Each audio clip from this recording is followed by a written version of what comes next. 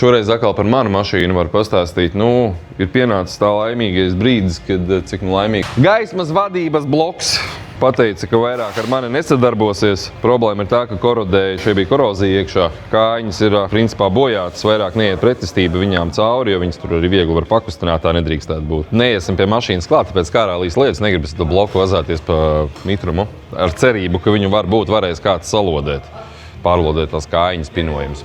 Respektīvi, kā es sapratu, kad kaut kas ir nogājis pilnīgi reizi ar šo. Sākums bija tāds, kad pateica, kad ir jāpārbauda bremžu gaismas, bet ar bremžu gaismām viss bija kārtībā. Labi, tā mēdz gadīties, ka spuldzīte iet uz beigām. Tad pagāja kaut kādas dienas.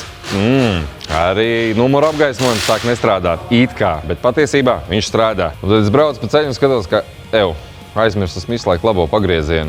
Bet nē, switchers ir nulles pozīcijā.